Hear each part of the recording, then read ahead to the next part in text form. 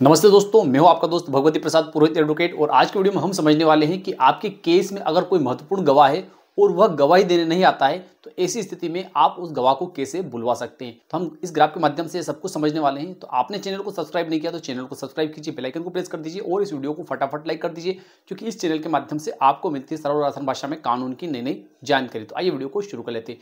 देखिए दोस्तों, कई बार क्या होता है कि आपके केस में एक ऐसा व्यक्ति गवाह होता है जो कि आपके कहने से गवाही देने नहीं आता है और उसके ऊपर या तो कहीं से दबाव रहता है या फिर वह यह कहता है कि आप न्यायालय से नोटिस जारी करवा दीजिए, ऐसी स्थिति में मैं आपके केस में गवाही देने आ जाऊंगा। ठीक है, तो ऐसी स्थिति में आप उस गवाह को कैसे बुलवा सकते हैं, या फिर वह गवाह मना ही कर देता है कि मैं किसी भी स्थिति में आपके केस में गवाही देने नहीं आऊँगा। तो ऐसी स्थिति में भी आप उस गवाह को उस केस में बुलवा सकते हैं। उसकी क्या प्रक्रिया है वह आपको मैं इस वीडियो में आगे बताने जा रहा हूँ। तो आइए वीडियो को शुरू कर लेते हैं।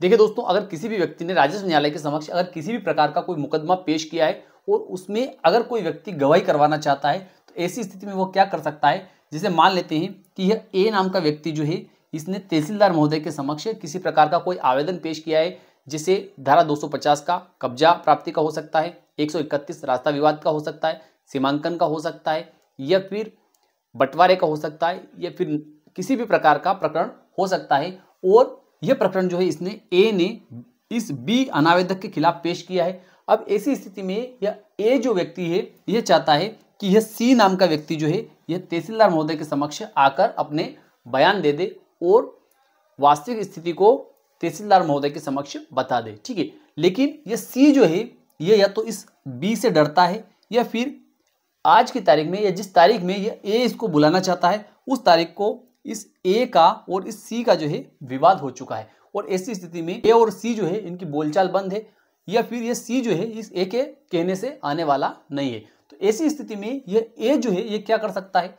ऐसी स्थिति में ए जो है मध्य प्रदेश भू राजस्व संहिता की धारा 34 के तहत एक आवेदन पत्र जो है तहसीलदार महोदय के समक्ष या किसी भी राजस्व अधिकारी के समक्ष, जैसे उपखंड अधिकारी, कलेक्टर महोदय या कमिश्नर महोदय के समक्ष अगर किसी गवाह की गवाही करवानी है तो ऐसी स्थिति में धारा 34 के तहत किसी भी राजस्व अधिकारी महोदय के समक्ष एप्लीकेशन पेश की जा सकती है। और उस एप्लीकेशन में यह बताया जा सकता है कि यह गवाह जो है किस तरीके से इस केस में महत्वपूर्ण गवाह है और उसकी गवाही क्यों करवाई जानी जरूरी है।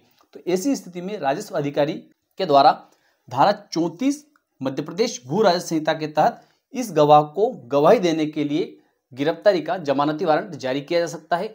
और ऐसी स्थिति में अगर इस ए ने इस सी को गवाही देने के लिए तहसीलदार महोदय के समक्ष उपस्थित होने के लिए आवेदन दिया है तो इस सी को तहसीलदार महोदय के समक्ष उपस्थित होना पड़ेगा, चाहे यह गवाही कुछ भी दे वहां पर उपस्थित होने के बाद में, लेकिन इसको उपस्थित जरूर होना पड़ेगा।